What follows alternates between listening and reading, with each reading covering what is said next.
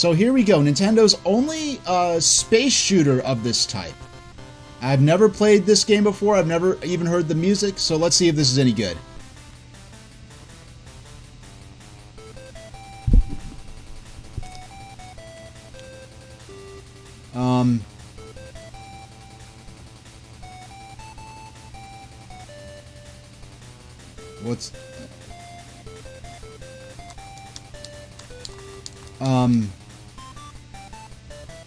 What's happening?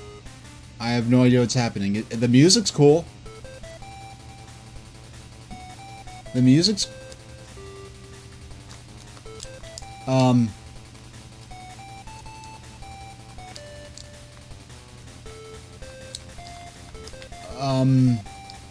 This is interesting. I have no idea what's happening. I'm gonna restart the game. Oh, you know what? I think this is... The game's actually malfunctioning. The game's actually malfunctioning, I think. Alright. This is... I'm very sure the game's just actually malfunctioning. Okay. Alright, let me try this again. The music's cool at least, but, Alright, let's try this again. Alright, here we go. And we go.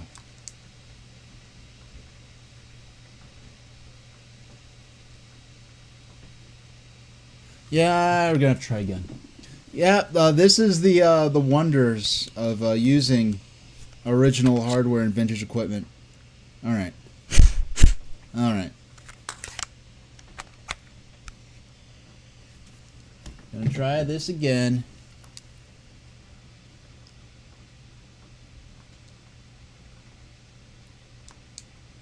Alright. Alright, we're good, we're good. We got the title screen. Alright, stage 1, ready, we're going. Let's do this, let's do this. Yeah! Oh, it scrolls. Oh, there's the left and right a bit. Wow, okay. Oh, that's... Okay, good. You can hold the button. You can hold the button to fire. Well, that's gonna make this a lot easier. Much less likely to damage my wrists. Oh yeah, this reminds me of a game for the Mega Duck, which is an actual system that came out in Hong Kong that later released for the Game Boy. Hey, we got double shots.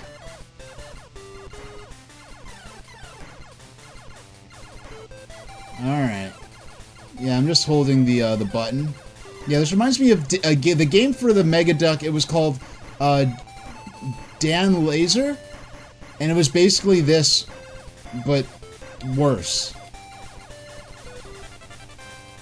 And it's weird now. Oh my goodness, I actually took a death. Okay. Yeah, and I lost my power-up. That's how these games tend to go. You get stronger and stronger. Now, this is a game where I do have... Oh, doggone. Okay.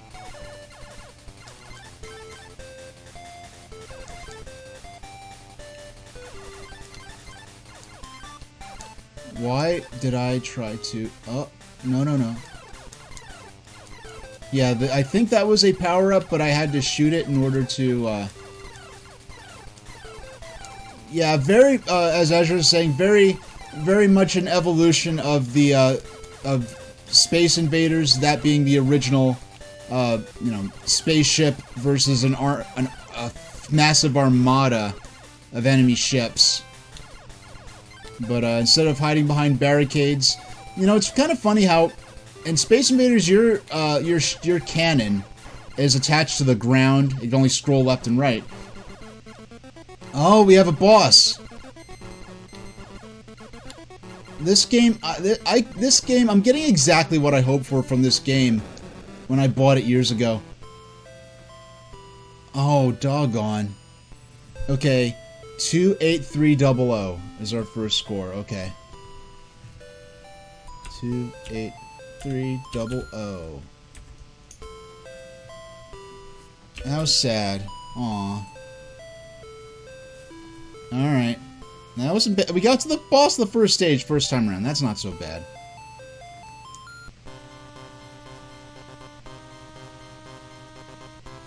Yeah, I love that music. Okay, let's get started. Yeah, now I know the most of the deaths I took were for me foolishly sandwiching myself in between, in front of deliberately placing myself in front of bullets from enemies that are low to the screen, which I did not need to do. I mean, yeah, that was just that. I never saw a game malfunction. Yeah. Yeah, I never saw a game malfunction due to, like, you know, just being old or the cartridge malfunctioning. See, that right there, that was very foolish of me. I was lucky to survive that. We got the double gun. We got the double laser here.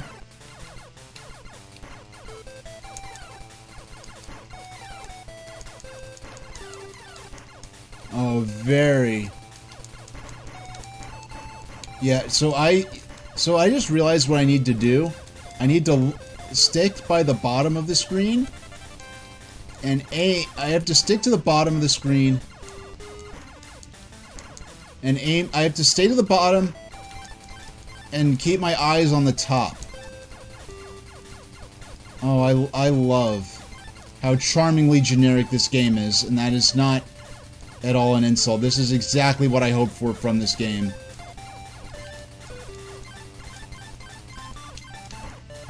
Yeah. No point in going out to get the power-up. The power-up will come to me if I'm patient. I got the triple cannon. Nice.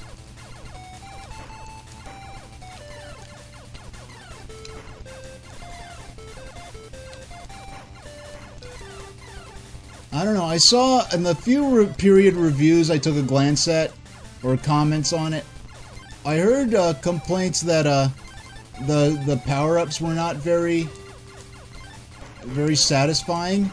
I feel these power-ups are okay.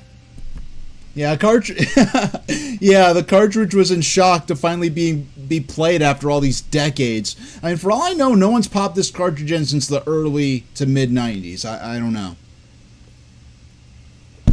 All right.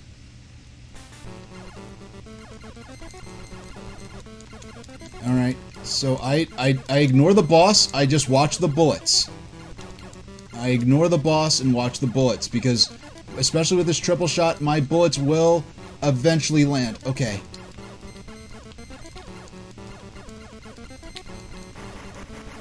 Oh, nice, nice, nice. All right, so we went from getting game over on the first boss to getting to the first boss and beating it without even losing any lives. Alright. I just want to... Alright, just make a save state there so I can practice on this stage later. I do intend to genuinely play my way through. Alright. Yeah, I almost consulted the manual to make sure I was even playing the game right. I'm like, what is going on? I see the game's working, but the characters don't appear? I've never seen a game malfunction in that specific manner.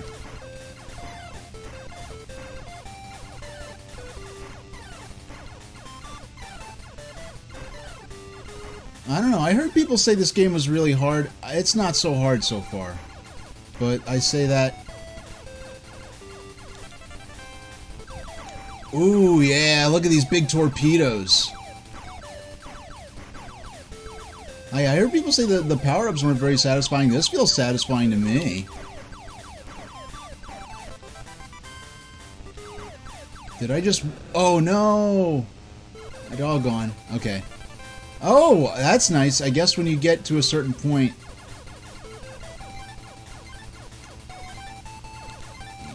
Yeah, is these just random bullets flying from the side? Like, what is this?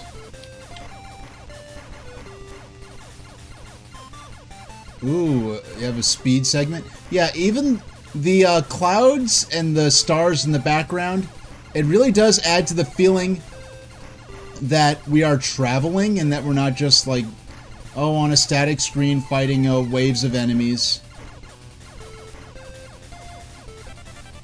Oh yeah, we got our big torpedoes back. And it made it clear... Oh, boss time, here we go. Oh, it's a big ship, okay. Oh, this one actually... far more of a severe threat because he actually travels to the bottom of the screen. We got him! We got him! Nice, nice. Alright, cool. Wow, stage 3... Oh wow, we have like a runway?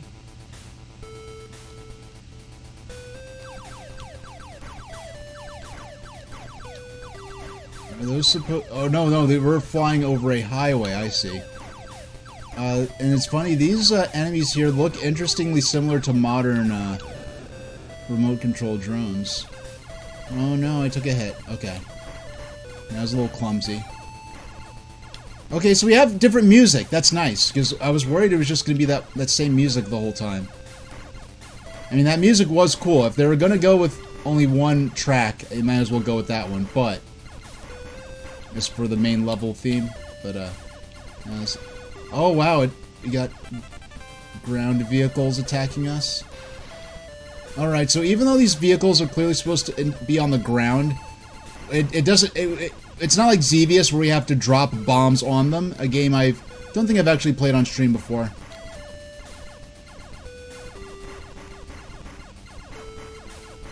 Yeah, and so the storyline, well, we'll read this, we'll catch up on the lore of this game later, but it's definitely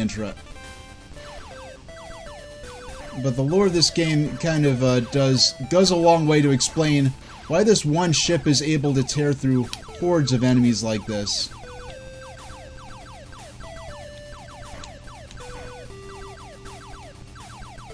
Yeah, you're gonna... Oh no, I got so fixated on tearing through that tank formation that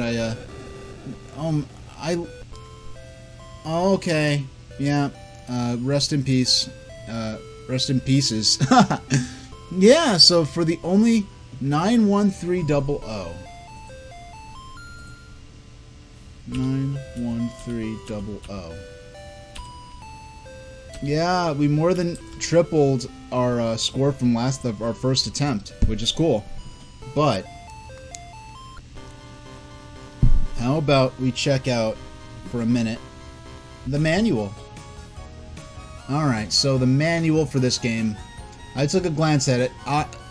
For those of you ready to get back to the gameplay, don't worry, there isn't much to this one. Solar Striker. Thank you for purchasing the Nintendo Game Boy Game Pack Solar Striker. Before you play, we suggest that you read this booklet thoroughly to ensure maximum enjoyment of your new game. Be sure to save this booklet for future reference. Yeah, so game story. Here we go. Here's the deep lore of Solar Striker. In the year 2159, Earth has been attacked by the forces from the planet Reticulon. Several hundred years ago, Reticulon sent messages conveying their intent to attack. How polite of them. The Earth Federation government was formed, unifying the whole world. This is not appropriate music at all. The Earth would be protected by the Federation Army. Unfortunately, the power of the aggressive Reticulon forces proved too much for the Federation Army. Earth was subjected to a crushing defeat. There is one last chance. The Federation Army has a secret megabase on the moon. Hey, my people! Here, the Earth's finest scientists and technicians have developed an ultra-performance fighter ship. Not high performance, ultra-performance. The name of this fighter is Solar Striker. The only way to foil the menacing Reticulon's mission is to fly to their home planet and destroy its core. Okay, we're just gonna... Straight to genocide, huh? Okay, fine. This is where their main computer is housed. Without it, they will be helpless. A or B button fires missiles. Keep the button held down for rapid fire. Pause the game. Select button. Not used. So, okay, increase the power of your missiles. Even they're always called missiles. That's interesting. I think I call the little ones like a laser. The power of your missiles increases when you fly over the power-up items that appear throughout the game. Your missiles have 4 different power levels. Alright, so we actually got the maximum lasers. Oh, look, we can look at some of the enemy names. This is interesting. Romotech. The flying saucer, the cruisers, the bugs are called Harrier. This thing is called Miditron. This is Octopod. Twerk, huh? Okay. A Scarab and a Blazer. Oh, we have boss spoilers. Jeez. Stage bosses. Boss 1. Epicam. Boss 2. Destructor. Boss 3. Ultra Crusher. Yeah, we're not gonna spoil all the bosses, but we got more enemies. The Protopod, the Batwing, the Pincher, Arrowhead, Zigzag, Vexor, Warhawk, Anthrop, Skimbot, Mac, Terra Cannon, and Powerpod. Yeah. Oh, so it's interesting. We actually have, I didn't realize this, we have actual description. Harrier, these will try to ram into you from the side. Miditron, watch out for the lasers. Blazer, you should have the most powerful missiles before you try to defeat these. Yeah, Vexor, these fire 3 missiles at a time. Warhawk, watch out for its lasers.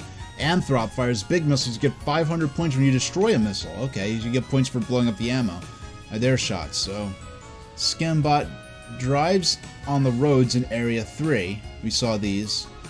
Okay, so those are meant to be... Yeah, it's interesting that we have this depth thing where you have ground-based enemies, but the lasers and on the aerial spaceship still affect it. Whereas other games, and if an enemy is on the ground like a tank, you actually have to drop a bomb on them and sort of maybe even reckon the perspective to hit them properly. So Terra Cannon. Blocks roads in Area 3. Very hard to destroy. Yeah, we found that out the hard way. Power Pod. Changes into an item when shot. So we have the spoilers for the bosses. We have 6... Oh, stage 6 has multiple sub-bosses. I mean, I said I wasn't going to spoil these, but... I mean, honestly, very few of these look recognizably like spaceships. But I think... we can go back to the game now. Oh, yeah. That music is so cool. Alright, let's try. Let's give this a shot. Alright. Alright. So, this is my first time, for those who joined during the manual reading segment, this is my first time playing this game. This is a game I've had in my library for a number of years, and I was shocked to discover no more than a month ago. And the reason I was attracted to this game, I didn't have the box, but I did see the cartridge in the pawn shop I got this from. And when I saw the cartridge, I'm like, you know what? This game, something about it looks charmingly generic. And I like charmingly generic games. I like the kind of games that are like what a kid's mom 30 years ago would imagine a game as like. And this game very much leans into that. So, just looking at the cartridge art, it kind of spoke to my heart. Oh, so Human H is a vegetarian too, huh? Like, I don't eat any animals. I mean, Lunarians are naturally omnivorous, but culturally, like, we really just don't eat meat or fish. We really just don't eat other animals. Because Doorworm hosts, when you are a host to a Doorworm, and my species is particularly, you know, we kind of co-evolved together, some Doorworms, so when Doorworms take a host, that host typically tends to, their, I guess, metabolism tends to shift towards being better suited for a plant-based diet anyway, and Doorworms traditionally, well, Doorworms are just herbivores, frugivores anyway. So we really don't, our culture, our economy really doesn't really revolve around the consumption or production of meat anyway. But it's interesting that Human H is also a vegetarian. I guess that's just something H's tend to gravitate towards. And I'm guessing he's from Arvern, and if he's from Arvern, if it's anything like my Arvern, I cannot assume that there's necessarily an L-town in that Arvern. Oh, we're up. I was running my mouth. We're already up to the first stage boss, and because this first stage boss stays up there, I really don't have to worry about him. I really just have to weave between his bullets. Because if I just keep my finger on the button, we're eventually going to blow this guy up. Yeah, so if those who came in during the manual reading segment, this boss, this game... Yeah, I got this years ago. I did not realize until recently that it was one of the this is effectively the only Nintendo developed, or Nintendo co-developed, because this was between Nintendo and a Japanese company with a very Japanese name that I do not have memorized. I mean, Nintendo is a very Japanese name, but I'm used to discussing Nintendo. They're a famous company I've been discussing my whole life and playing their games for nearly my whole life. Whereas the company, they're in my ticker. Yeah, the company that co-developed this game along with Nintendo R&D 1. Yeah, look at that. Look at that score. Look at those numbers go up and up. So satisfying. Oh, doggone. Okay. All right. Well, we got our. We were close to. Oh, doggone! Oh my goodness! I keep taking these unnecessary hits. I need to not try to be clever. I think I just want a ship back. Okay, here we go. That speed segment. So those show on the left, the right. I'm expecting there'll be patterns we'll be able to memorize eventually.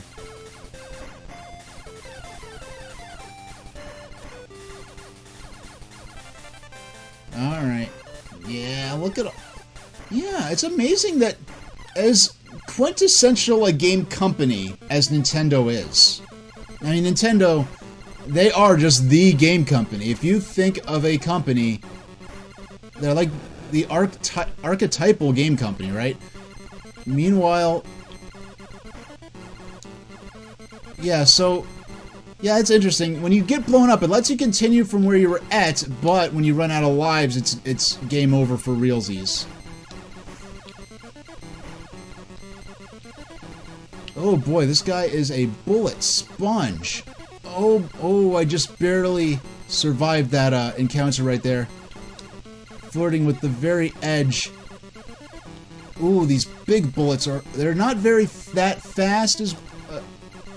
Okay, alright, he didn't blow up, so I wasn't expecting to clear the stage. Or maybe it's a time thing, I don't know. So here we...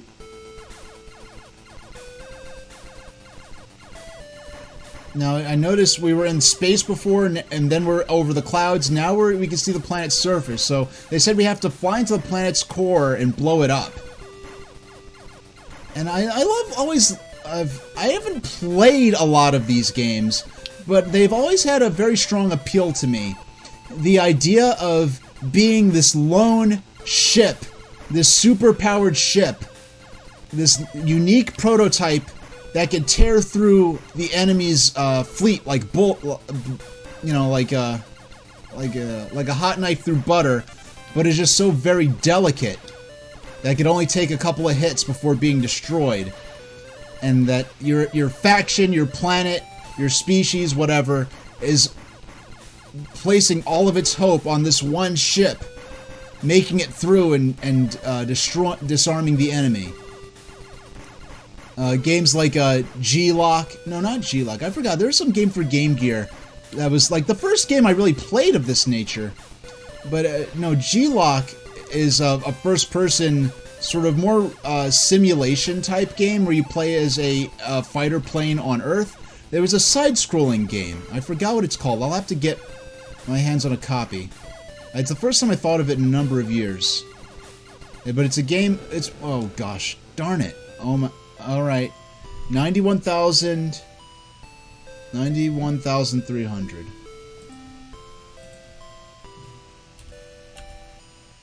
You know what? No. 78,900. I was about to say, there's no way I got the same score as last time. I did get a nice round number. But what I think is cool is that this game shows your top score, and so the best score during this play session, as well as your current score, the score you got on this session. I like this game. Strikes this nice balance between a score attack game, like my sensory deprivation games I play versus Pinball, Attack of the Gator, Alleyway, but it also gives you a nice sense of progress and accomplishing a concrete goal aside from just making the numbers go up. So this is a game I think that could end up being something that makes it routine appearances. Now, right around the time I started the last session, Galakaboy was asking if I'm a vegetarian like Human H, and I was thinking about, I had a thought like, there's so much food I could talk about. Talking about, Lunarian food, local food. Because even, species a thing aside, the fact that my worlds, I don't know if the people in Arvern of my world are reading the same kind of stuff as the people in Arvern of your world. And I did check. I wasn't able to get far, but I did check. Your world does have a New York City and an Arvern. So I would be very excited to learn more about that, but there are all kinds of complications. There's, basically import and export laws for information between membranes. And I do have the intermembrane broadcast licenses, but that doesn't necessarily cover information aside from what directly pertains to the games themselves. So my hope is whenever that advanced controller being gets back in touch with me, I would like to see if we could maybe arrange for some intermembrane information exchange licenses. I could maybe tell you a bit more about my world, which would be very exciting. My world being Earth in another world. People always ask, "Oh, are you actually from Lunau?" I'm like, "No, of course I'm not from Lunau. I'm from Queens." Okay.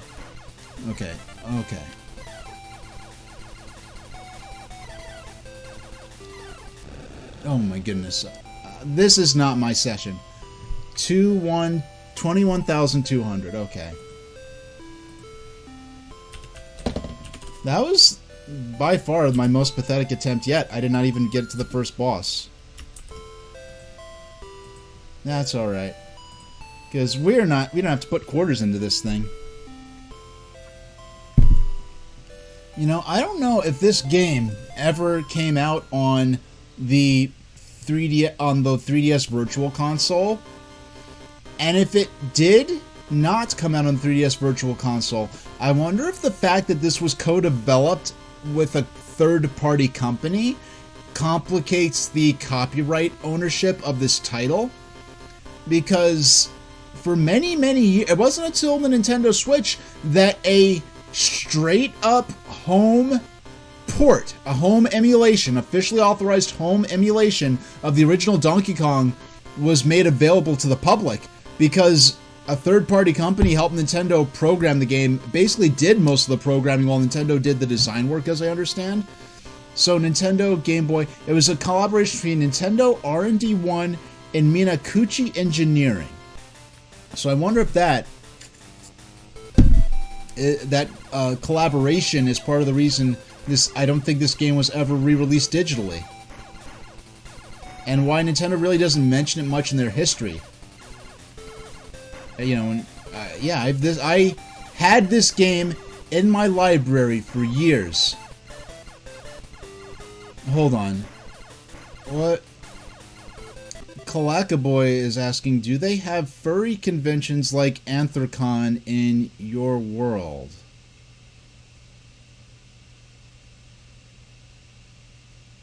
I'm going to take it that furry does not. That's not a nice thing to say to a Lunarian in my world.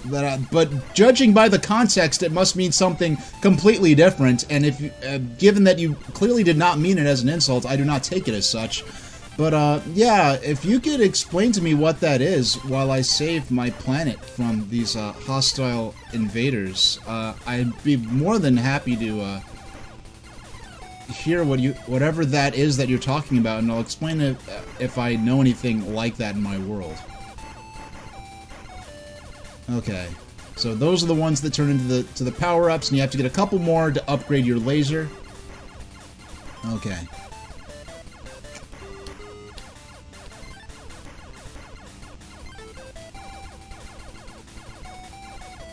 Ooh. Oh, yeah. Oh, yeah, that was smooth. You see that? Okay. And what are these called? These are called cruisers, the flying saucers? Yeah, I have to remember. Ooh.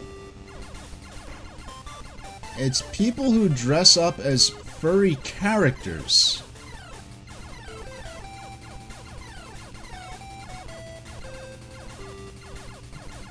Go on.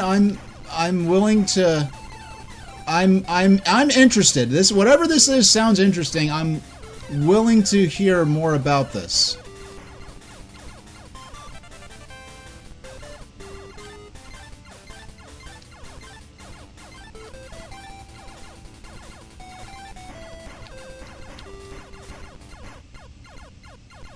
Alright, time to take this boss out. This boss that I really have to do nothing except for weave around their bullets. Because they don't come down here. You know what? This is like a vertical version.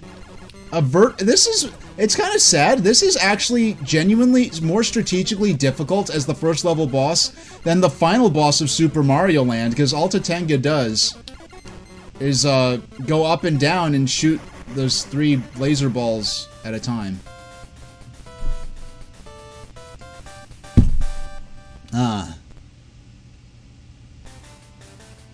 Alright, so they were in space, now we're in the clouds, so we're just gradually getting closing in on the planet.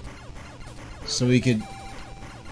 I mean, the planet, I guess it's a human activity? I guarantee... I hang out with lots of humans, I've never heard of anything like this. If you could... Yeah, you don't have to try to explain something to me if you don't think I'm going to understand it. I'm going to look... Eventually, when I could secure some information exchange licenses where I know I'm not going to get fined or something, because I clearly already have access to your world's internet, but, yeah, I'd be willing to look this up and learn more about it. I want to look at what Arvern is like in your world. That's going to be cool. But I can't really progress anything in terms of obtaining information exchange licenses until the advanced controller calls me back, and I don't know when that is, so in the meantime, I am just going to keep enjoying games and sharing them with you. Okay, yeah, it's so ironic that they hard-coded 89 release date into the title screen when the game didn't actually end up coming to retail until January of 1990. Humans that love taking on a persona of a humanized animal. Is this like the foodie fandom, but with animals?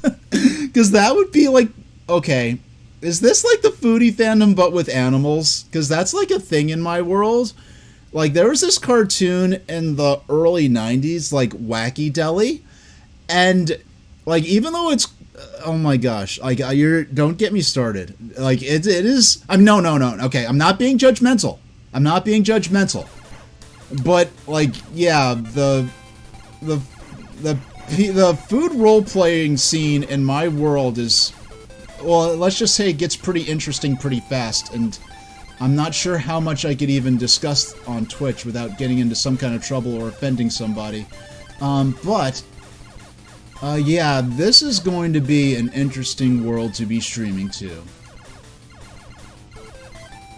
And, oh, doggone, oh, okay, alright, we can salvage this, No, yeah, you tried to ram me from the side, I saw that, okay.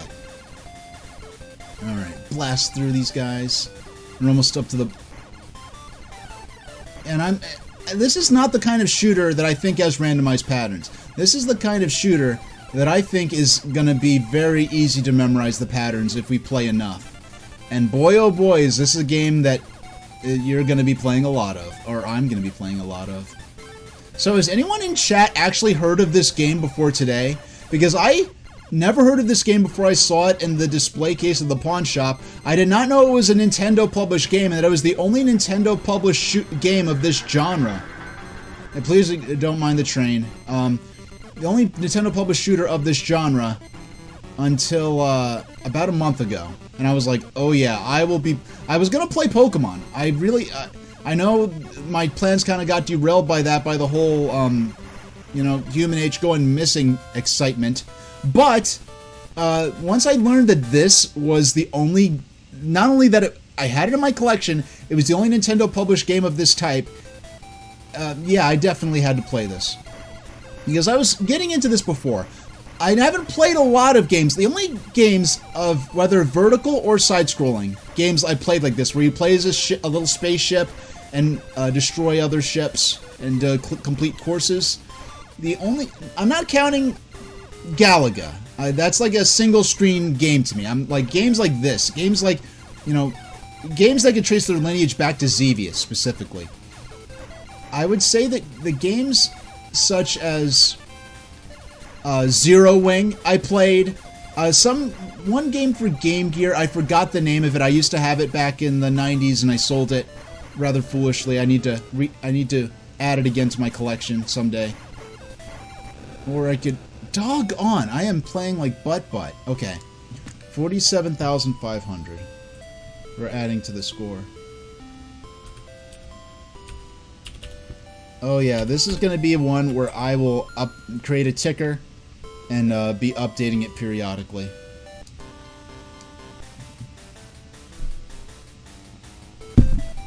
Yeah, this game, I think, is a good balance between my enjoyment of score attack games and not being a total sensory deprivation nightmare like Versus Pinball or Alleyway. Okay. Yeah, because I never heard anyone, I never even heard Jeremy Parish talk about this game, and Jeremy Parish made multiple long videos on the history. Oh, I phased right through that bullet. That was sweet. Of Alleyway, which is a game no one talks about, and he is not that impressed by, though he is very respectful of its significance in Game Boy and Nintendo history and in Intelligent Systems history. Alright. Yeah, great music. The graphics are simple, but I enjoy looking at them. Yeah, yep. Look at me tear through those ships.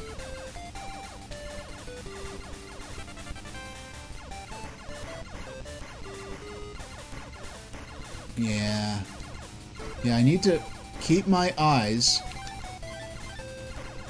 Yeah, I was like he was like a pixel away from entering my hitbox.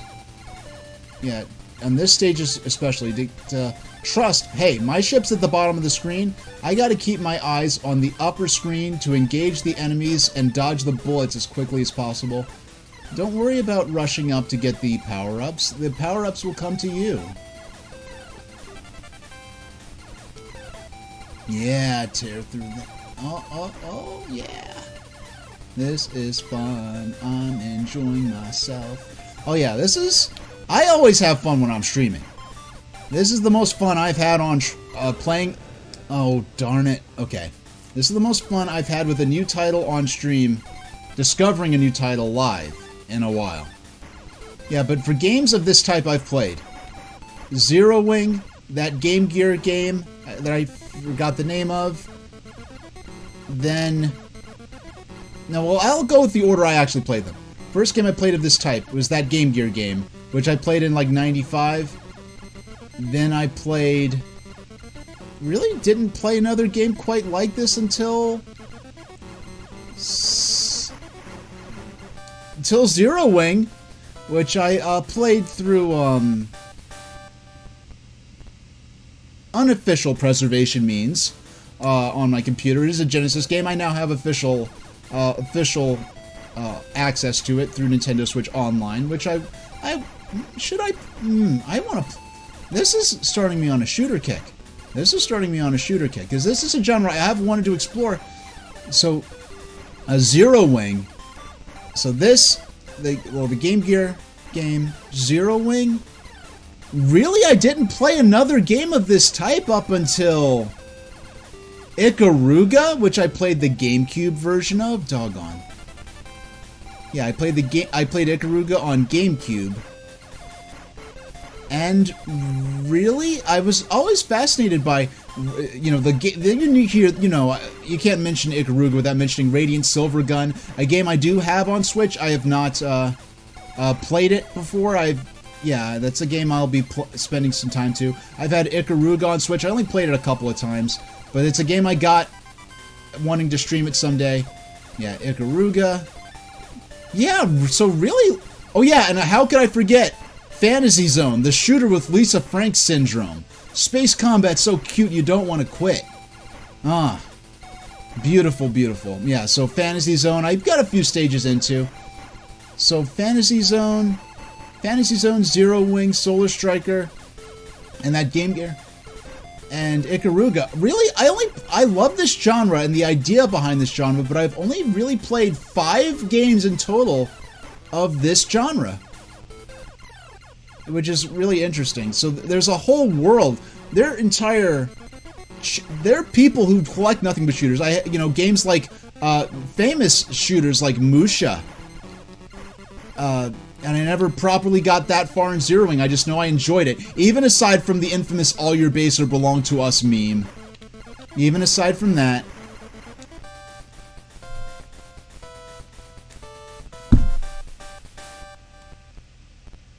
Alright. Hey, how about... Oh, this is fun. Yeah, so many games I want to play. I guess the next game I'd probably play would be that Game Gear title I played when I was a kid. And then Zero Wing, which I haven't played since like 2005 or something via emulation. The first time I'll be playing it with a proper Genesis gamepad on an officially authorized copy of the game digitally via Nintendo Switch Online. So that'll be fun. And I do want to address and explore, because my history with the game isn't just with the game itself, it is of course with the infamous meme of the mistranslated opening sequence. For those who do not know, Zero Wing is the game that the phrase "all your base are belong to us" comes from. And I really do adore the ornamental use of non-grammatically proper English, not making fun of someone who's genuinely trying to learn or communicate in the language, but when, budget cuts and just a lack of time and lack of, when they really don't care, hey, we just need it in English, we don't care how well it is. And also if it's strictly ornamental, where it's like, hey, English, it looks stylish for branding purposes, so we'll just make it say anything, and it doesn't have to make any sense. And when English is written or spoken with the grammar of very different languages, it kind of peels back the inner workings of what English is, what these words mean, why these combinations of words mean the things that we understand them and trust them to mean as those of us who are English speakers. As for other languages I may speak that I don't think I could talk about in incredible detail, if you want to see the VOD of my first stream. Oh, and Clackaboy is buying bubble milk tea right now. Tell me, that sounds delicious. Tell me about. I want to know about bubble milk tea. Oh my goodness, it's a tank. It's a giant tank. Okay. Oh my gosh, I got. Dog gone. Okay. 97600.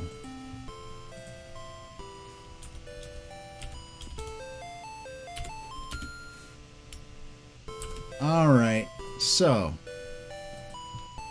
how about we make one more attempt at this, and then we will read some a period magazine that has some coverage of this game.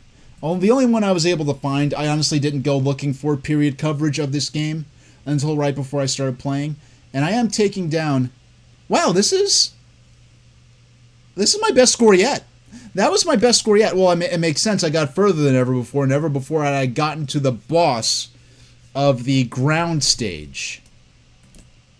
And with the theming of this game, it seems we start in space, we go on to above the clouds, then we move on to... Yeah, so it's like we're just getting closer and closer to the center of the planet. Now, I would love to know if anyone has played this game before, if anyone's familiar with it. Alright, one more shot, and then we'll open up a Nintendo Power and read about this game for a little while. There we go. Bam!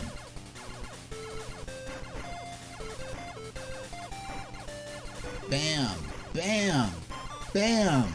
Bam! Nice. Okay, and yeah, I just have to remember to keep low.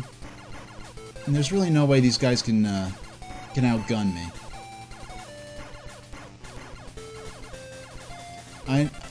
I know I normally say like, oh, I'll wait until the power-up comes to me, but the double shot, it's too useful to leave sitting around.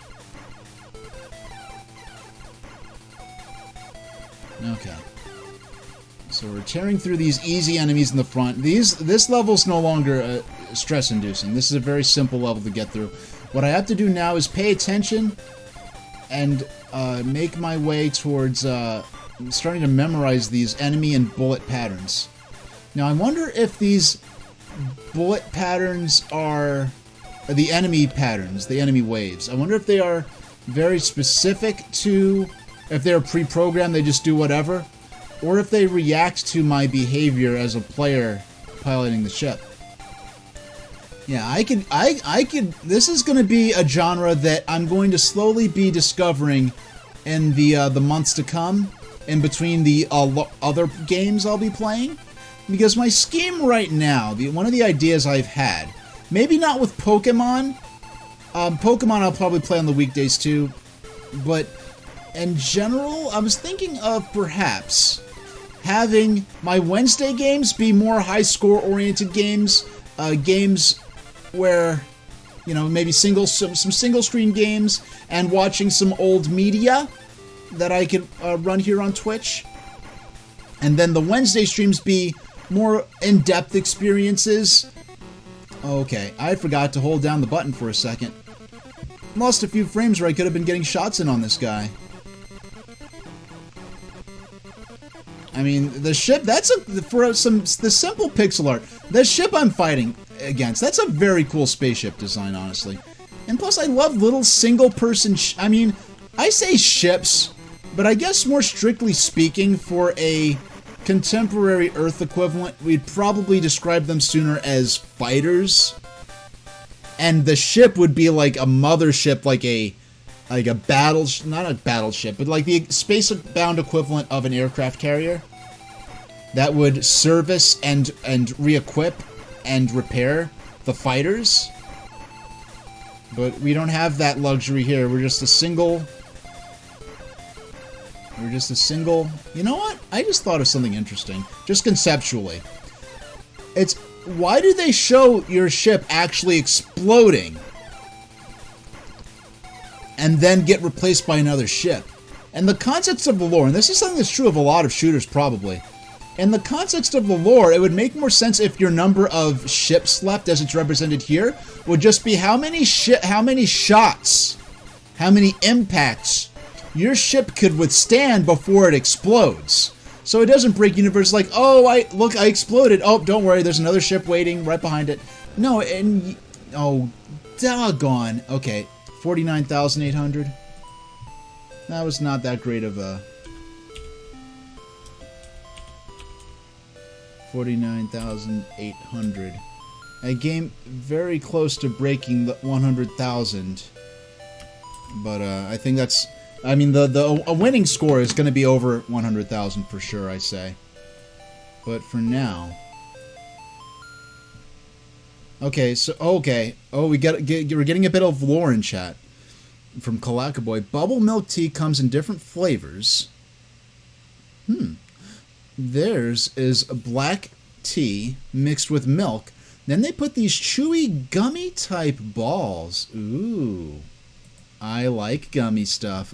These gooey gummy type balls on the bottom of the drink. They give you an extra large straw so you can slurp up the drink, and you also get a few of the chewy bubbles to chew on. It's a delightful experience. I hope they have these places in my world. I am going to have to look into that.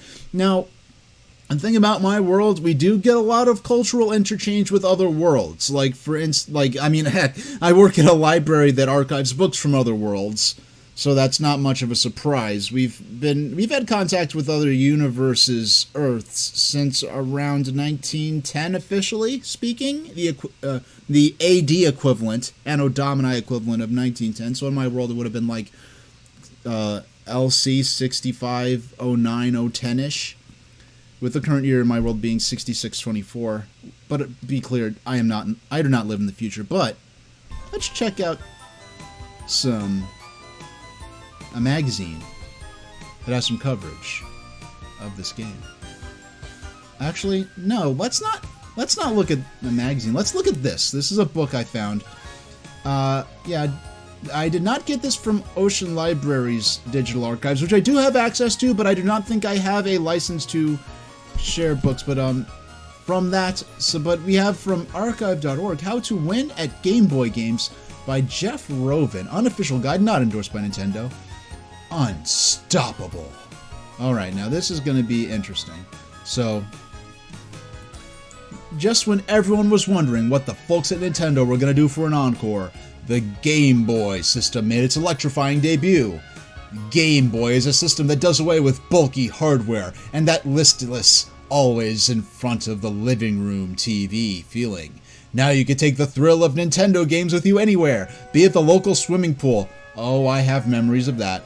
On vacation, oh yeah. Or while buying groceries, oh yeah. Yep, I remember my mom's doorworm curled around my wrist, tugging me along while I played Pokemon and other games on my Game Boy.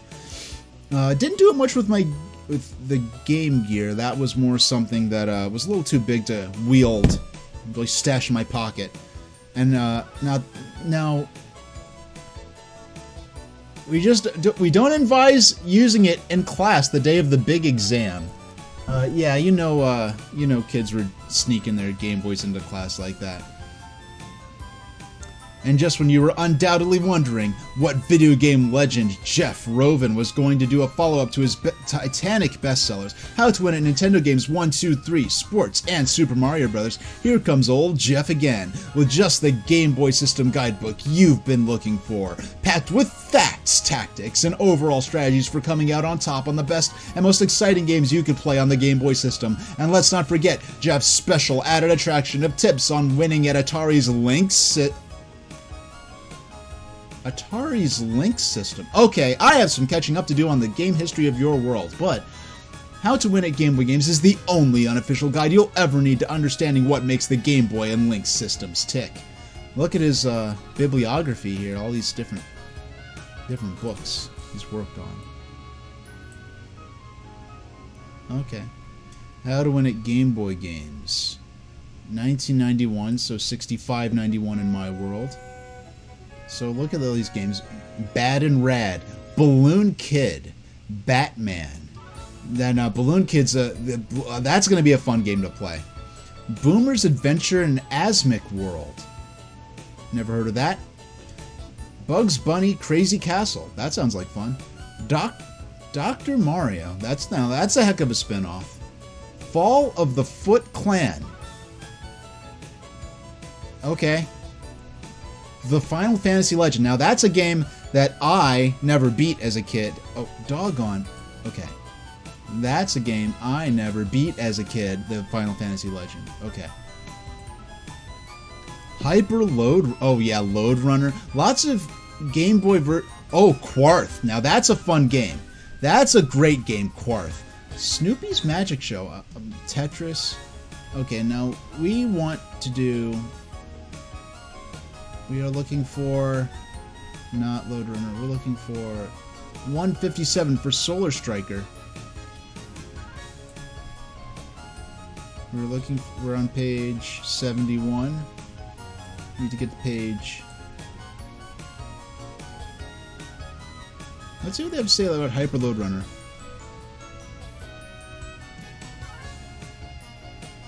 Yeah, okay, so 157, 44, 60, so we're a few pages. Gotta go up a few pages. Solar Striker, not much to say about this one apparently. Type, Space Shoot 'em Up. It's those old rats from Reticulon, come to Earth in the year 2159, intent on conquest. From Earth's megabase on the moon. Hey, my people! Not that I could reason that... Hold on, where's my... Here we go.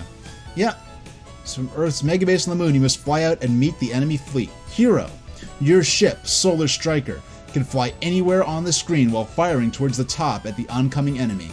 You'll encounter power-ups, P, along the way. Collecting them boosts your ship's missile levels. If you perish, having collected a number of Ps, you'll return with half of them. Villains. The enemy ships move in different ways and fire various projectiles. These vessels are pictured in the instruction booklet. Yeah, good thing. Yeah, don't spend money on illustrations here. Well, I mean, actually, they could potentially, theoretically, have copyright problems, though for at least copyright in my world, Redemption Center 5, when it comes to a manual or guide that explains how to use a piece of software, a video or computer game being a piece of software, a screenshot of reasonable resolution is considered within fair use, but I can't see. They're probably playing it safe and saving a lot of money on illustrations. So, points. The points awarded for destroying each ship are described in the instructions. You could list the... Okay, I mean, listing the points, but if you can't show what the enemies look like, I guess there's really not much point in... Okay, so strategy. There are a few tactics to use in this game. In the end, though, everything's going to depend on the player's speed and reflexes. Strategically, the bottom line with this game is simple, and it's just that: stay on the very bottom. Fire away as ships emerge. Your projectiles will hit most of them before they could disgorge bombs at you, and you can more easily evade those few explosives. Moreover, if you're low on the screen, you can get off another shot should the first one miss. If a ship does get by you, rise up slightly from the bottom to let it pass under you, then settle back down and continue firing. Whatever you do, if a single ship gets away, don't chase it. Yeah, I lost my fair share of ships trying to chase after enemies. You'll only end up in a corner, a sitting duck for the ships you ignored while pursuing just one. So stage 1, I'm not going to spoil past what we've gotten up to, so we'll read the strategies for the first few stages. Stage 1. This is typical of what you'll have to face, and it's the only one that goes slowly enough for us to point out valuable maneuvers. You'll use variations of these throughout the game, only faster. To begin with, just shift from side to side, covering the center third of the screen to deal with the rotomechs. When the proto-droids arrive, go to the left to destroy the wave there. Then go to the left side to destroy... No, proto-droids arrive, go to the left to destroy the wave there. Then go to the right side. Shortly after the first P, the Harriers arrive from alternative sides. Sweep from left to right to get them. Cruisers join the fray shortly after and descend in columns from the right and to the left. After which the others make return appearances. The stage boss, Epichan, descends straight down the center, very on the bottom. Keep shooting it up while dodging its waves of projectiles. The way to beat it is to watch the bombs, not the ship. Move from one side in several jerking steps to avoid the wave moving that way, then to the other side to miss that wave. Even without looking at the boss, a steady fire will destroy it. Stage 2. The fun starts with a few rotomechs to lull you into a state of complacent familiarity. After which pinchers charge in with their halting attacks. But the rotomechs return. Did they have a sale on these things at the intergalactic munitions plant? Along with the arrowheads. The boss here, Destructor, moves in a figure 8 while launching bubble bombs, which can be destroyed for points and survival. Shoot when the boss is at the top of the screen, then get above it so you'll have room to maneuver. Stage 3. It's a skimbot attack to start things rolling. Nip between the rows, blasting the vessels as they appear. Zigzags follow, weaving in and out. Slide left and right under their ranks. When the mechs show up, they won't fire at once. That'll give you time to get over and pick off these powerful adversaries. Terra cannons are plentiful, and next you can rush them from side to side and try to get them all. But it's suggested that you stick to one side, blasting ahead while noting the patterns of fire from the other and avoiding it. Ultra Crusher is the boss, and it will start firing at once as it moves in to, well, crush you. Get up close, fast, and get in your shots while dodging its fire, and then get behind it when it descends, and then under it when it rises.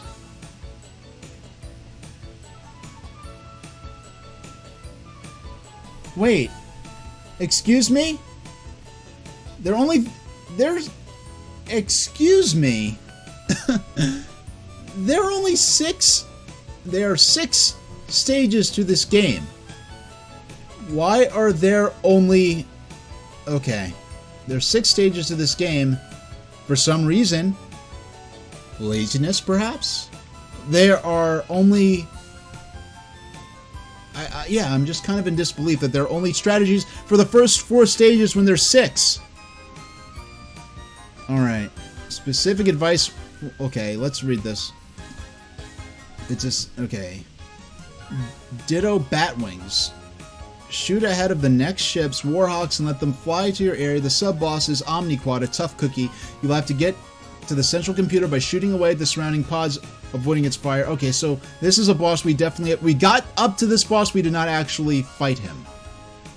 We might as well read the strategy for this, given that there are no more strategies. So, surrounding pods, this lets you fight with economy. It lets you create a space zone on that side of the Omniquad. Ranking C.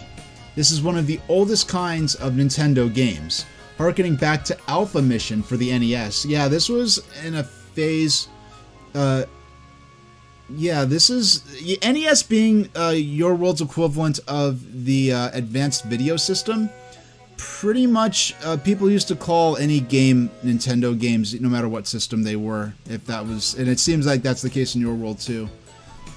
There are virtually no creative embellishments. The enemies are pretty faceless, and except for their moves and too few variations or surprises. Also, the power-ups are pretty unsatisfying, and there are no warps or continues, which can get frustrating. Good for fans who thrive on fast play of this sort.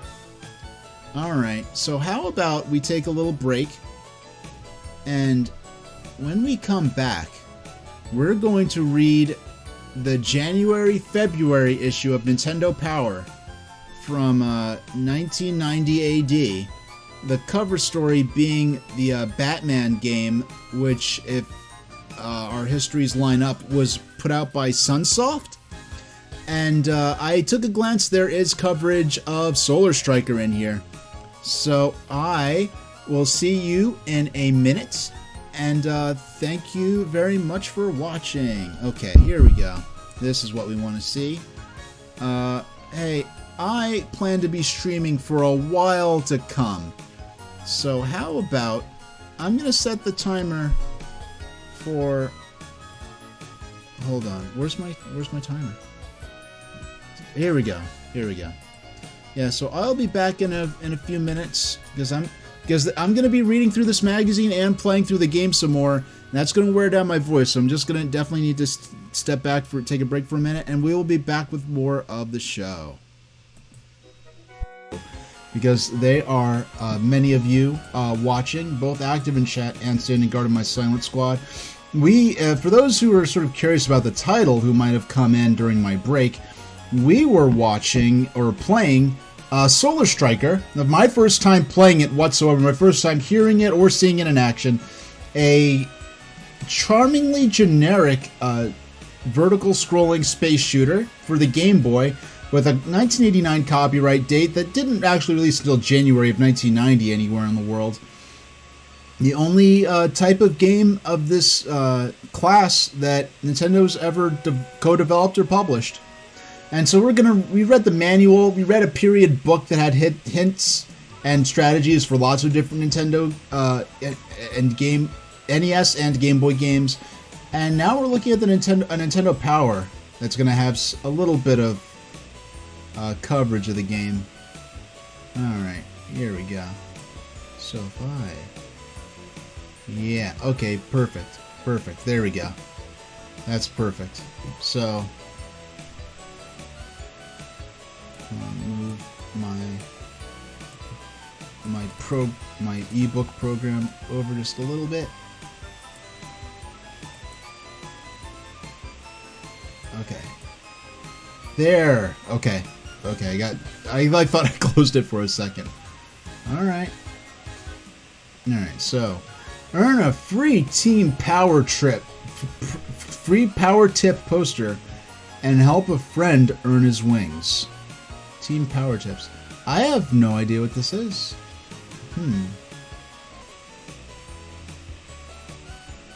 Alright, here we go. Here we go. This is what we came here for, the Game Boy section.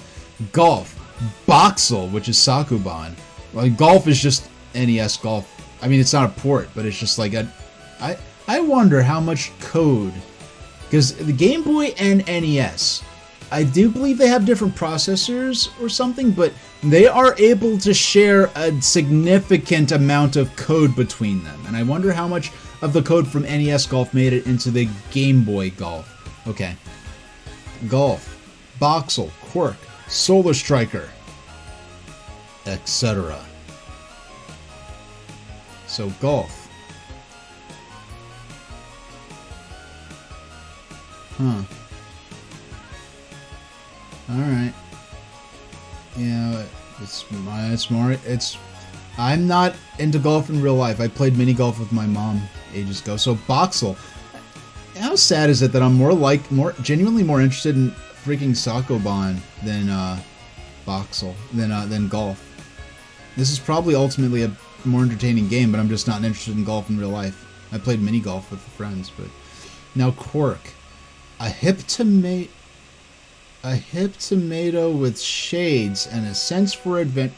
It was the 90s. We just have to talk. It was the 90s. A hip tomato with shades and a sense for adventure must work out many mysteries. Okay. You know what? We need to play Adventures of Lolo. We need to play Adventures of Lolo. Is that on my list? I believe it is.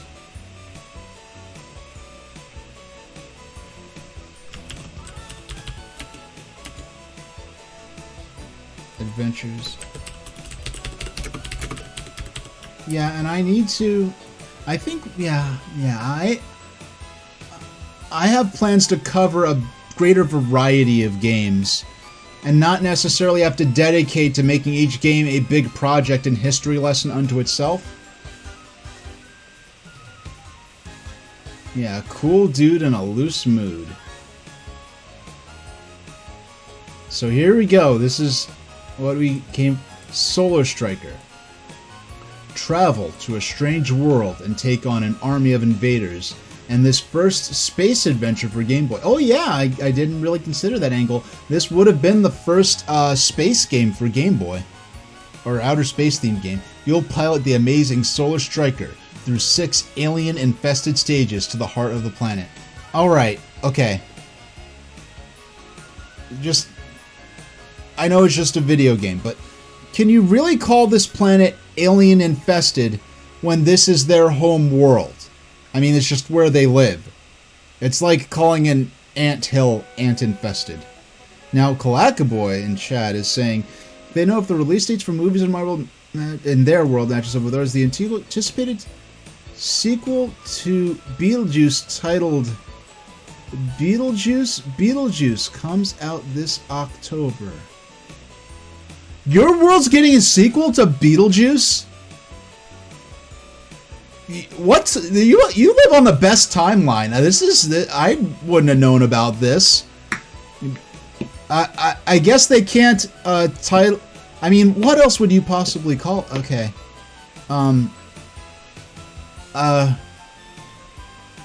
Yeah. I was going to make. Okay. Yeah, is Michael Keaton gonna be in it? I'd love to know who's gonna be in this movie. Is Danny Elfman still alive in your world? I don't even know if he's still alive in my world. Okay, tell me more as I continue reading the coverage of Solar Striker. Travel to a strange world and take on an enemy of invaders in this first space adventure for Game Boy. You'll play the amazing Solar Striker through 6 alien-infested worlds, and then I went on a little rant, but yes, and Winona Ryder too. Yeah, I don't want to speculate as to what certain people may have been up to or occupied with, but based on the history of my world, there's a key actor in the original movie that I can guess is busy with other issues right now. Collect P symbols for extra firepower. Power up again for triple shots. Stay in the middle. Avoid the shower of shots. Finds the atmosphere of the planet. Buzz down onto the surface. More challenges await. And worlds stages 4, 5, and 6. Fly around the enemy when it dives. Plus Catherine O'Hara as well, and Danny Elfman is scoring the film. Okay.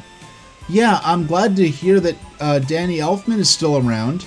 Like, his music, heck, we were just looking at the Batman Nintendo 8-bit Nintendo game based on the movie that Danny Elfman scored. Danny Elfman does really, he can do epic stuff like the Batman score, but then he, I'd guess Pee-wee's Big Adventure and Beetlejuice, I guess.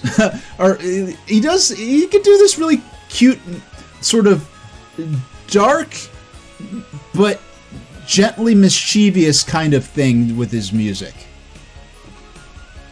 I knew a kid when Beetlejuice came out, and he had he was older than me. The school I went to was I guess kindergarten through the equivalent of 7th grade age on Beach 50th Street, and he had a black and white doorworm. So that Halloween, he went as Beetlejuice, and it was because you have a black and white doorworm and the sandworms in Beetlejuice and that desert hell thing. It went over pretty well. It was pretty dope. At first people were making fun of him for it, but then he just sort of owned it and sort of turned it on his head and it turned it into something cool. And Cloud Boy is saying there are Lunarian movies with an all Lunarian cast in my world. Oh yeah, there's movies I can't talk too much about specific titles, and I guess I don't know even if once I get information exchange licenses, I will be able to play any games with Lunarians in them. So, judging by context, I'm guessing your world, as far as people goes, just has humans living on it, which is pretty typical for Earth. I know my world and the ones that are sort of in its little neck of the intermembrane woods are kind of extraordinary in that regard, to have multiple species of people living on them. But, that definitely does exist. Once the advanced controller gets around to calling me back, I'll see what I could do about getting more information exchange licenses. But I've taken a peek at Human H's videotape collection, and a lot of the same shows that I grew up with, he has on tape, which is absolutely incredible. Only humans here of many different races? Okay, it sounds like my world.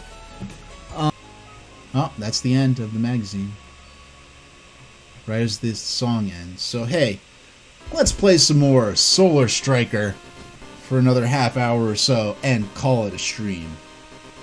So, for those who are not familiar, Solar Striker is the reason that this game, that my stream is called Nintendo's Only Shooter. This is a game I first played about an hour ago, and boy has it been a blast. I've been having lots of fun with this. Let me just get my spreadsheet out. There we go. So we got pretty far before. We'll play this for another half hour and call it a stream. Yeah, how about let's set that for 30 minutes and get started. Oh yeah, this is gonna be fun. Alright. I'm just adjusting my personal volume. There we go. There we go. I might as well reset. I should not have lost a life that fast. Alright.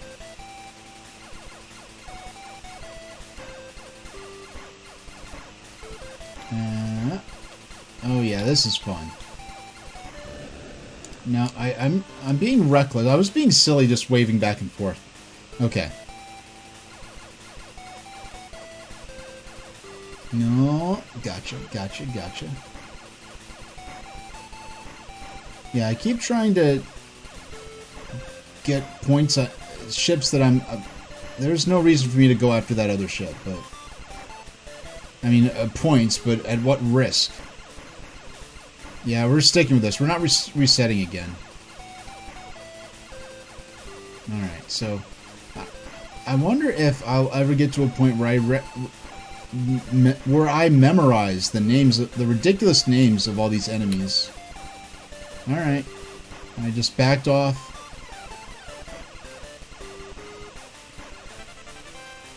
Double ships.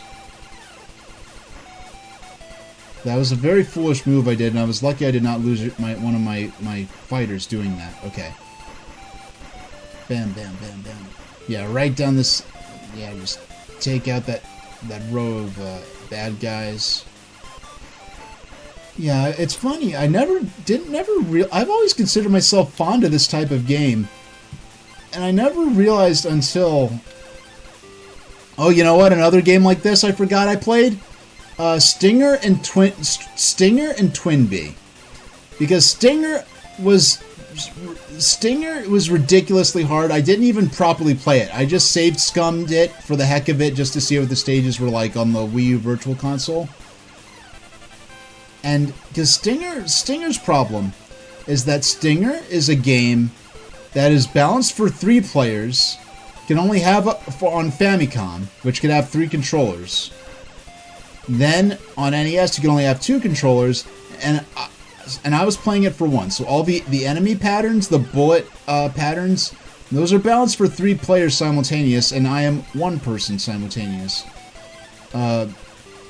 It's not the kind of game that even if I had a Doorworm, that a Doorworm would be good at playing. Why did I have to take that L right? Okay. Yeah, without even... Yeah, just ignore... Just avoid the bullets.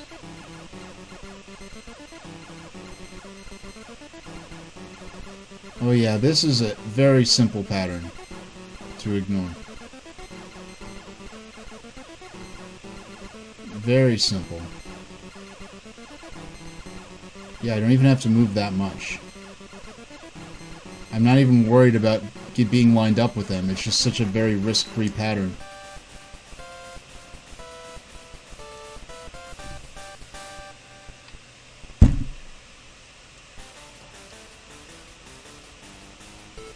Alright.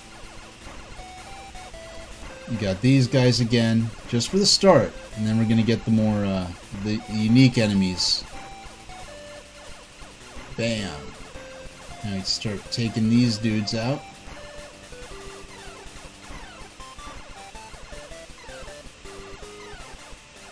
Yeah, I'm just gonna keep my eyes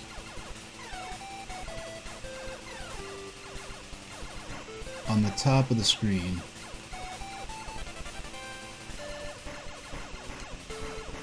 just tear through these guys.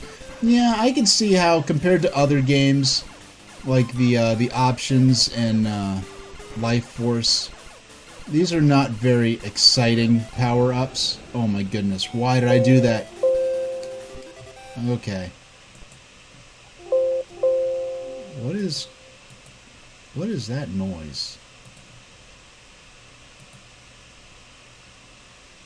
Alright. Oh, why?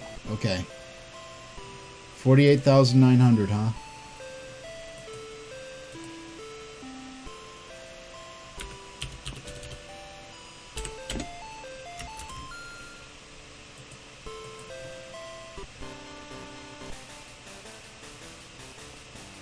Alright.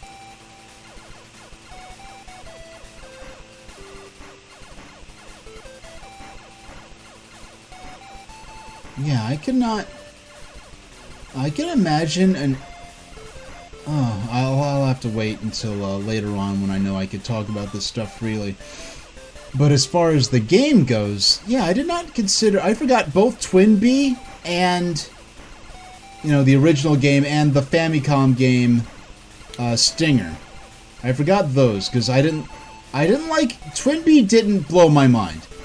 I'm so weird. Like, Twin Bee is objectively has better graphics and sound, more going on, but I just find this so incredibly charming.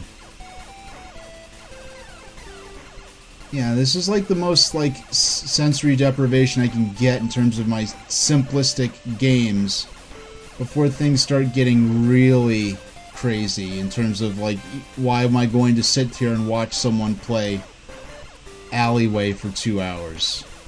I did I did at least a couple of like full-length 4-hour streams of Alleyway back when 2 hours was my standard stream and not just like, you know, maybe 2 or 3.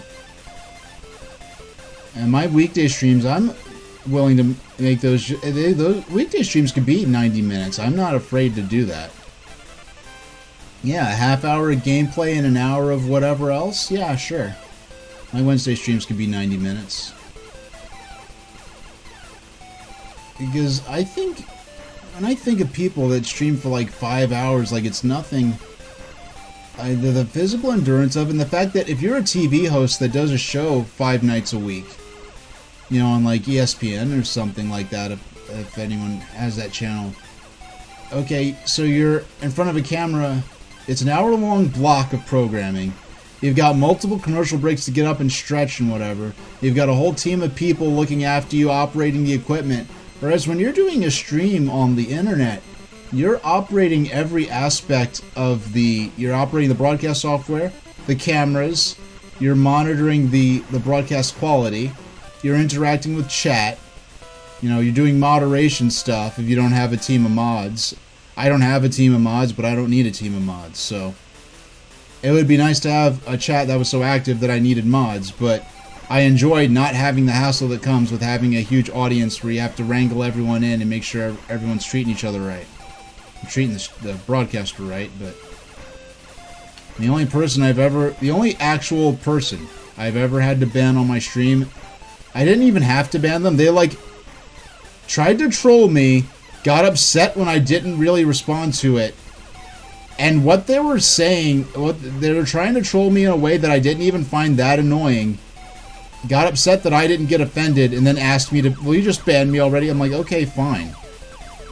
Like, I had half of mine to be like, yeah, like, no, you're gonna have to actually explicitly break my rules if you want me to ban you, but no point in pushing. I mean, you just press the button and get rid of them, and just go on with the show. Alright, I got a 1-up, nice. Yeah, the flying saucers are classic, of course. I believe those were called cruisers in the manual. Alright, we're in the high-speed mode. Okay. When it goes to high-speed mode, this time they spawned on the left. I could have swore they appeared more on the right. We'll see if that's consistent, and if it is, we can start to memorize patterns, dedicate them to memory.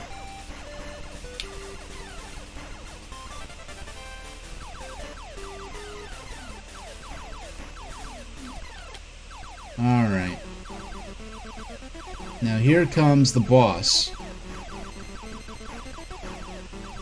Now this guy is tough because he actually,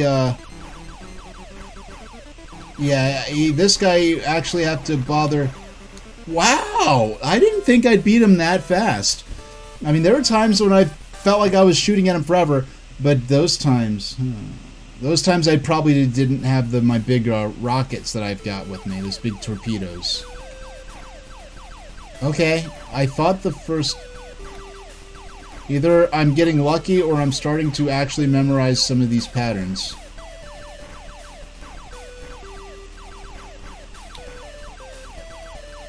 I wonder what made them decide to have the playfield scroll left and right very slightly, because they could have very easily adapted this. Well, I say very easily. They could have if they were dedicated to do so. And darn it, I lost my lasers. I lost half my power-ups just there. I had the best power-ups you can get in the game. I am bungling this up big time. Okay.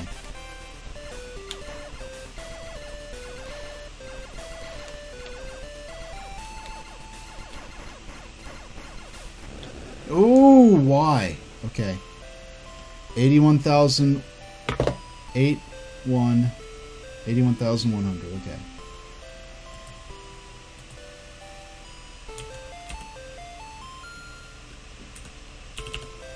Oh yeah, this is a game I can come back to.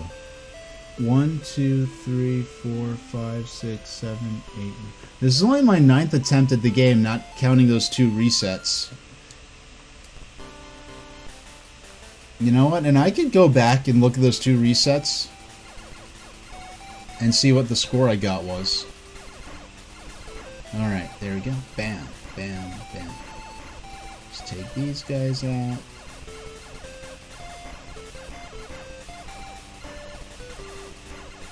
Bam, bam. Alright, very simple. I don't even think those guys fire back much. Okay. Blow, zip, bam, bam, bam, bam, bam. Well, I don't know why I'm providing manual sound effects, given the game does it for me. Double shots. Okay. Got the big bugs out the way. Yeah, those are the guys that try to ram you from the side. Yeah, I was, 5. So with the 2 games I remembered, those being Twin Bee and... Yeah, I've got to think. So the Game Gear, that one on Game Gear. Zero Wing. Twin Bee. And... I'm going to count right now. So, Solar... So, that... And the Game Gear game. Actually... no, I'm going to resist the urge to try to look it up right now. Actually... Yeah, I would go to my layout and actually search live, but I feel like... Yeah, the last time I did that, there was something wrong with the layout and the sound for my mic wasn't quite right, so I'm not going to risk that here. But we had the Game Gear game. Zero Wing, Ikaruga, Twin Bee, what was it? Twin Bee, I don't want to just call it Twin Bee. What was the name of it's Stinger. So that's 5. Dan Laser, that's one I forgot. Dan Laser for the Mega Duck that was then ported to Game Boy. Dan Laser. I guess Me Force for the Nintendo 3DS counts. Yeah, it's a unique game. It has like Street Pass functionality. So Me Force, then Ikaruga. Yeah, so that's a total of 8 games of this type, where you're in a scrolling environment with a ship facing waves of enemies. And I'm counting games that have scrolling. I'm not counting Space Invaders, Galaga, Galaxian. Those are all great games. I mean, Galaxian, you could argue, is a scrolling game because of the Starfield background, but because the ship is restricted to the lowest layer of the screen, and you can't move around freely, I'm not counting that as, you have to be traveling in your ship through a course that has obstacles other than just enemies. Like, think about Galaga, there are only enemies to fight. Here, actually, no, that can't be a defining factor, because here there are only enemies to fight. Whereas, heck, it's kind of funny, Dan Laser, for being the bootleg, like, game for the bootleg system, actually has environmental hazards, whereas this game really doesn't have any environmental hazards. Instead of interesting that Dan Laser for the Mega Duck in any way can outclass this, co-developed with Nintendo R&D 1. Really? Okay. You're gonna pay for that. That was some butt.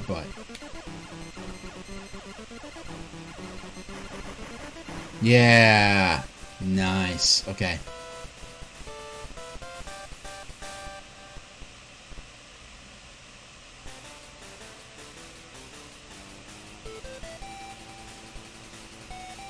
Alright. Take out these little spinny guys. Now, these are called spinnies, but there is something called a zoomer later on.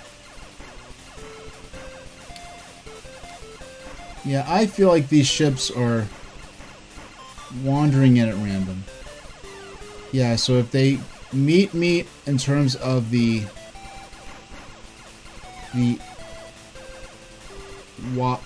x-axis. Oh, doggone. Okay. Well, I have no more ships left. If they really frame... oh no! Why can I collect it? Okay. Oh. 44,900.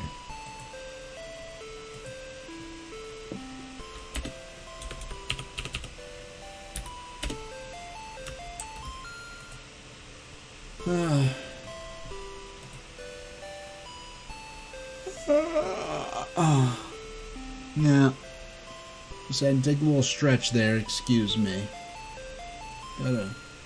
Yeah. Alright, I'm ready. Throw me back in, coach, I'm ready. Okay, let's do this.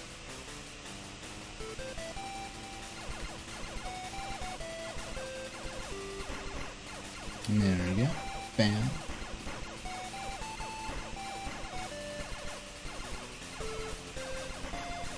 There we go. Oh. Yeah. Bam, bam. Bam.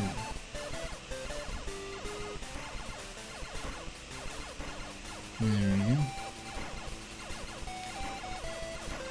Oh, I came very close to phasing directly into his hitbox there, which would have been bad. Got the double shot. Nice. Yeah, so there was some coverage in that magazine of the Nintendo World Championships.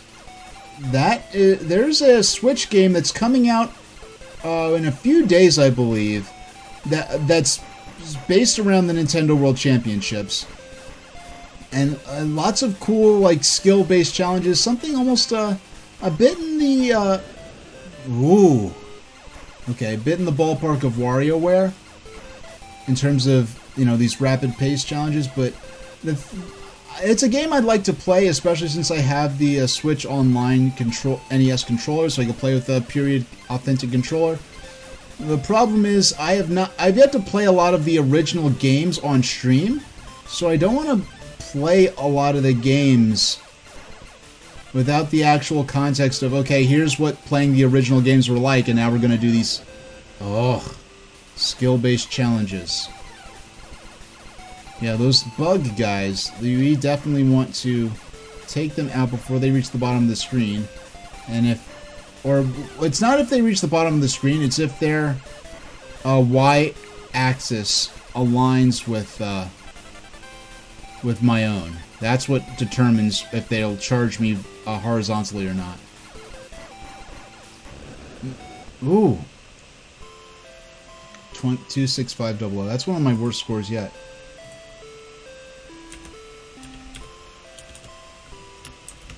Actually, that... No, it's not my lowest yet. It's not my lowest yet.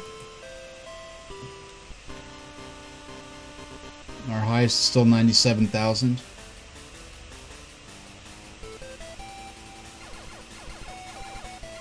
Yeah, very cool music. Okay.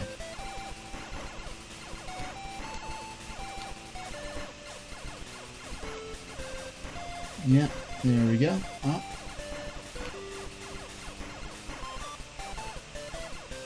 Is that... Yeah, I do like the thematic... You know, it's funny, as plain as this game is, there are not even any environmental hazards other than the actual waves of enemies.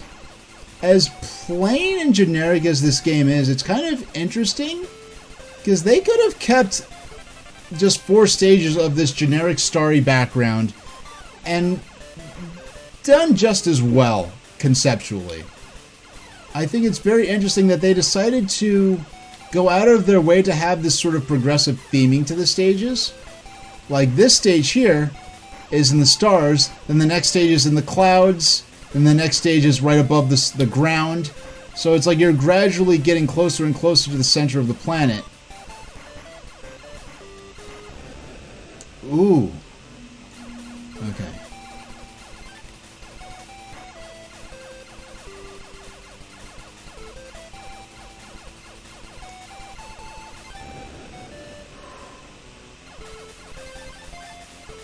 Okay. We're not doing that great. You know, I'm not taking it too seriously. I'm just sort of playing it easy. Or taking it easy as I play.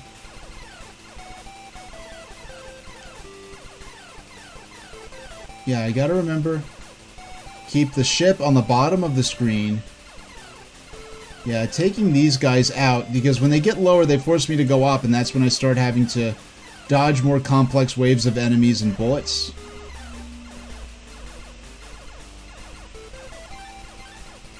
Alright.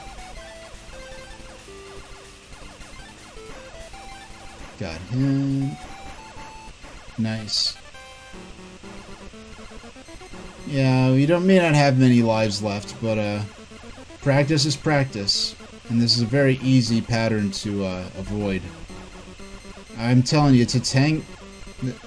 And yet this is still more difficult than Tatanga, the final boss of Super Mario Land on Game Boy. And if you're not familiar, why would I be comparing a boss in this and a... Oh, excuse the train. Why would I be playing a game comparing a boss in a scrolling space shooter to a boss in a Mario platformer? Well, there are 2 horizontal scrolling games. One where Mario operates a submarine, the other where he's piloting an airplane, and you have bullets and torpedoes, respectively, in those... actually, no, torpedoes and bullets, respectively, in those stages. And the bosses are, you know, shooter bosses, especially the ones at the end of the game, Tatanga and Biokinton. No, the bugs with the wings, those I feel are the ones that are the most dangerous and need to be taken out, like, above anyone else.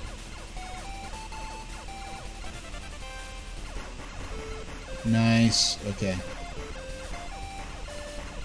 Yeah, I can't say if they actually deal more damage aside from the bosses, because aside from the bosses, all enemies take just a single hit anyway. But yeah, for as few of these games, I always consider myself having an affinity for these games, because just the idea of being a lone ship against a whole army of enemies and being the last hope, and doggone. Okay.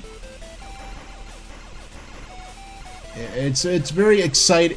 It's funny. I've always felt, and this is something I even felt, even playing like that Game Gear game as a kid, or even playing Zero Wing. Just that, and I would say especially though the Game Gear game, feeling this way as I played it, because it's before I was really conscious of the concept of role-playing or identifying with the characters or the scenario of a game as I played it. It's just, yeah, this is going to take a lot more shooting since I don't have since I don't have the more powerful bullets. There we go. On to World 3. Nice. Stage 3. Ready? Yeah, no go, just ready.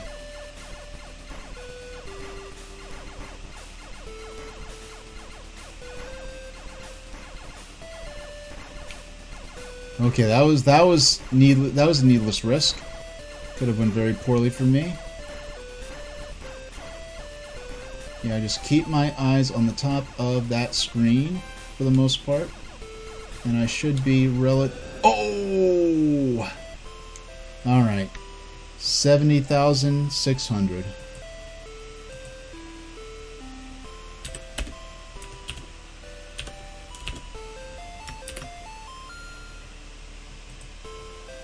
Oh yeah, I'm gonna have a feast after this. This was, as far as new game discovery, this was one of the nicest streams I've had in all year. As far as a discovery of an all-new game I've never played before. Oh, you know what? Ooh, I forgot a game. I forgot a shooter. Because it's a fantasy game and not a shooter game. Dragon Spirit for the NES. That's a game I forgot I played. So that takes me up to 10 of these games I played. Oh, you know what I forgot all about? I played Air Zonk as a kid. How could I forget Air Zonk? Me and my brother playing that. So many fond memories of playing Air Zonk for the TurboGrafx 16. Not a common system where I'm from, but it's a system that I had the chance to play. Did I just shoot that guy from the side somehow? Bam. Yeah, the bugs with the wing casings that do this sideways charge at you, those guys we gotta take care of as soon as possible. Not these guys. These guys are not ones I want to deal with, but those other ones are very dangerous. Because when they get onto your Y-axis, they just charge at you, whether you're at the bottom of the screen or halfway up it.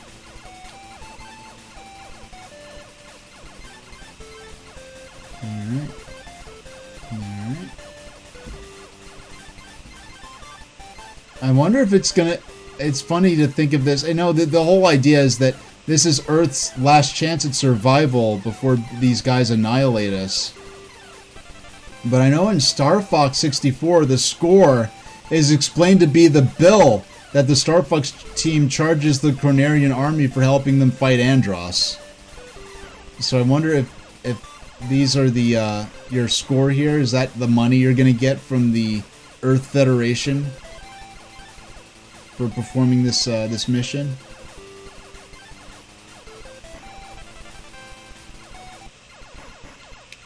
Oh my gosh, I almost took a completely senseless death there.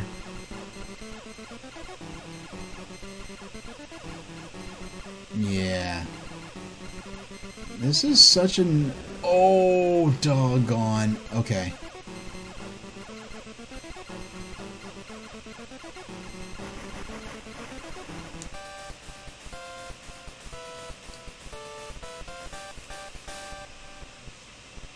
Let's do it. And this might be the last time... Okay. This might be our last... You know what? Let's make this our last run of the stream. Because we're only a few minutes to hitting 9 o'clock Atlantic time.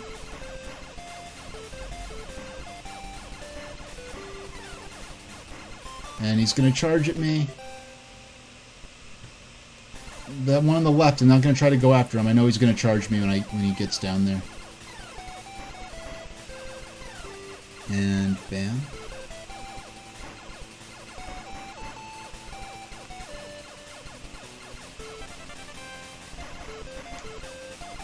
Now, when the bullets get more powerful, is the beam just widening, or is it actually like it's not shooting through enemies? I could see that.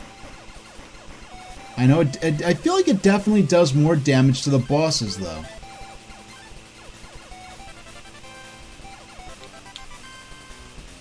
Oh, we got another life.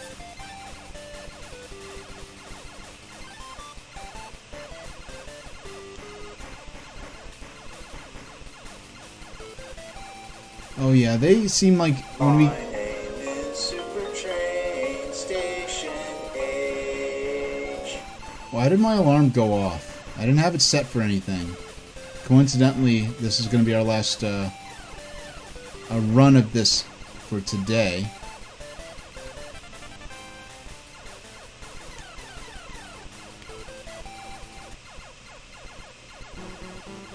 Alright, let's take out this guy. I know he eventually will.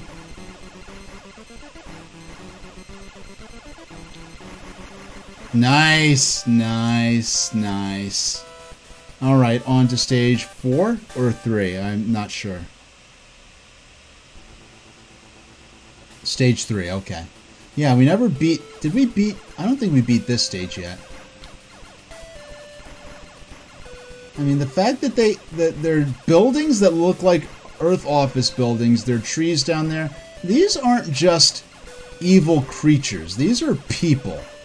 And these could be people that are living under a dictatorship where if anyone speaks out against their planned invasion of Earth, you know, their families will disappear or something awful like that. So the idea that we're out to destroy this entire planet and not just the government that's authorizing the invasion is a little concerning, but oh yeah. Oh yeah, these tanks, these armored trucks, very easily taken out.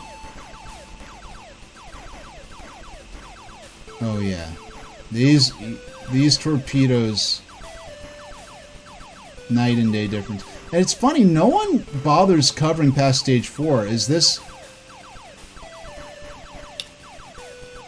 you know? And I always I've always been concerned about playing a certain game. Oh, is this game going to be too hard for me to play? And this game, I've had many resets at it, but I'm still having fun, and I feel like I'm putting on a good show. Oh yeah, these guys take a whole bunch of bullets.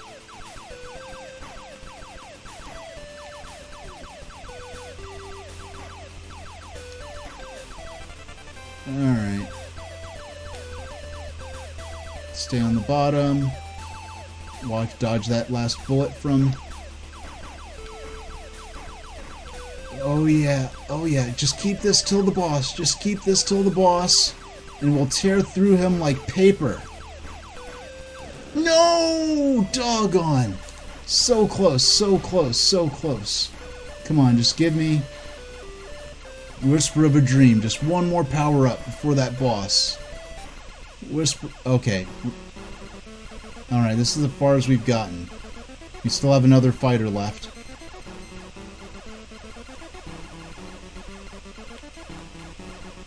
Yeah, this is as far as we've gotten in the entire game. If we could get one more stage... If we could finish this stage, that would be a great milestone.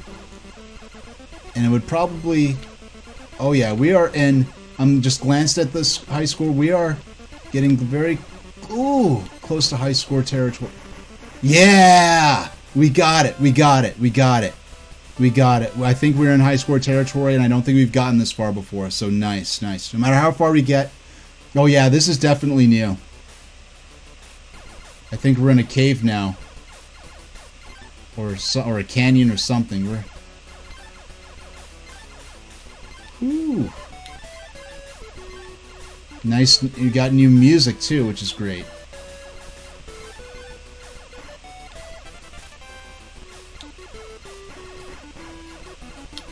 Alright. Oh, I love this game so much. I sincerely love this game. Nice.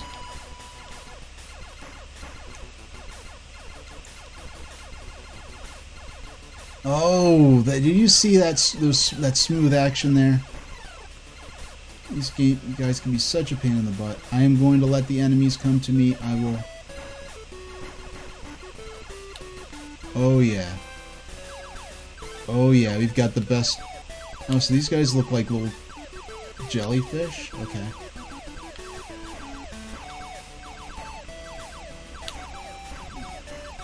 I like this music so much. I'm so glad I got this game. I feel proud. Oh, doggone. Alright.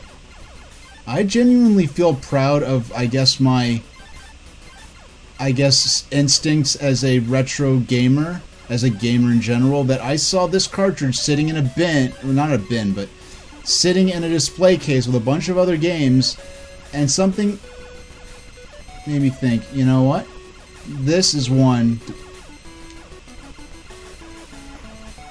This is one to buy. Alright, that wasn't even... that. I didn't think that was a boss because the music didn't change. And think, yeah, this is definitely a game I want. This game is something special. I just love its proficiency, yet... It's proficient, yet it's completely lacking in ambition, and I enjoy that. Oh, we made it to the boss. Okay.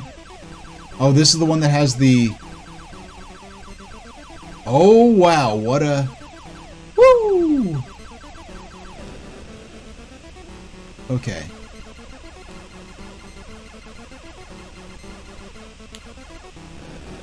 Ooh.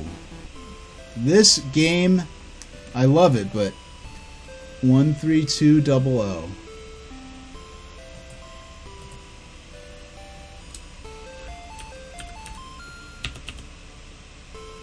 No, 132 triple O. Our high score for the day, our best score yet. That's going to drag our average way up. And today, 1, 2, 3, 4, 5, 6, 7, 8, 9, 10, 11, 12, 13. We played this game, like, in terms of actually taking a solid swing at, not ones where I got taken out first thing and I just reset. A total of 13 times today. And boy, did I have a blast. So, next time, we are going to be playing a little Nintendo versus Pinball, back to sensory deprivation, and even with only 4 shades of gray, it seems like this is, that Solar Striker is like a audio-visual wonderland compared to versus Pinball. But we'll also be reviewing some vintage media of an unspecified nature. I may or may not be able to keep the VOD up when it's just some Nintendo versus Pinball gameplay.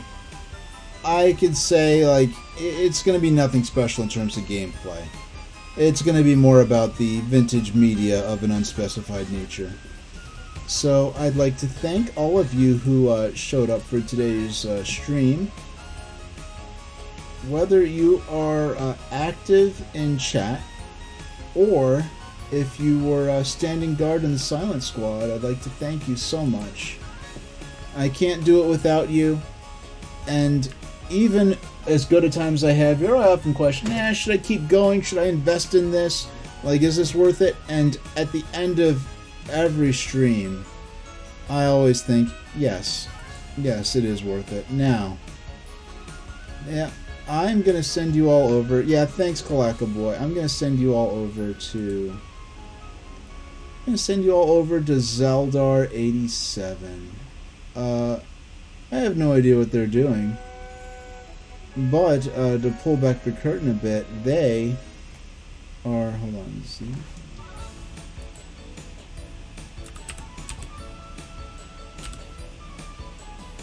They are, their model was created by the same artist, Rito Bandito, who did my model.